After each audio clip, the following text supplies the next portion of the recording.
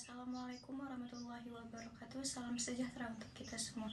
Yang saya hormati Dewan Juri dan teman-teman keperawatan semuanya. Sebelumnya perkenalkan, nama saya Somai Sofia, jurusan Ilmu Keperawatan dari Universitas Abdul Tama. Sebelum saya mulai, saya ingin bertanya satu hal. Kalau ada bencana besar yang terjadi malam ini, siapa yang pertama datang untuk menolong? Siapa yang menggendong para korban? Siapa yang memasang infus di dalam runtuhan? Dan siapa yang menenangkan anak kecil yang kehilangan orang tuanya? Jawabannya ya pasti adalah perawat. Tapi pertanyaan yang sebenarnya, kalau perawat selalu ada di garis depan, kenapa suara kita jarang didengar di meja rapat saat adanya kebijakan yang dirumuskan? Tahun 2025 BNPB mencatat lebih dari 3.100 bencana di Indonesia, hampir 1.500 nyawa yang hilang, 10 juta lebih orang mengungsi. Salah satu yang paling menyayat hati adalah banjir bandang yang terjadi di Aceh, Sumatera Utara, dan Sumatera Barat.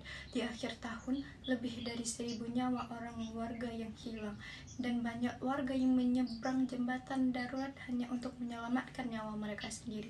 Di balik angka-angka ini, ada perawat yang selalu bekerja keras tanpa mengenal waktu untuk menyelamatkan nyawa-nyawa korban.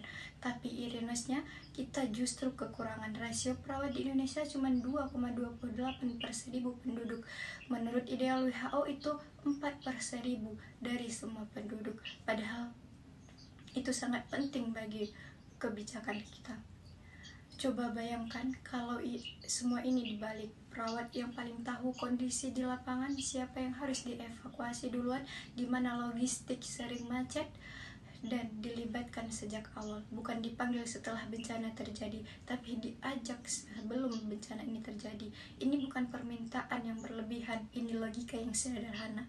Yang paling paham masalahnya harus ikut merumuskan solusinya, dan kita punya bekalnya. Proses asuhan keperawatan yang kita pelajari, mengkaji, merencanakan, bertindak, mengevaluasi, itu pola pikir yang sama, yang sangat dibutuhkan untuk membantu kebijakan bencana yang matang, bukan sekedar reaksi dadakan.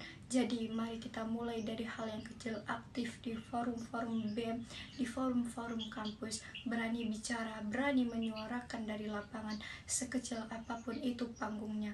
Karena ketangguhan bangsa ini menghadapi bencana bukan cuma soal secepat apa kita mengevaluasi atau seberapa banyak dana yang diberikan, tapi seberapa jauh suara kita, suara perawat didengar. Sebelum krisis itu datang, kita the God of mercy, dan sekarang saatnya kita jadi the voice, the resilience, suara yang bukan hanya cuma hadir di reruntuhan terjadi, tapi menentukan supaya reruntuhan itu bisa dicegah.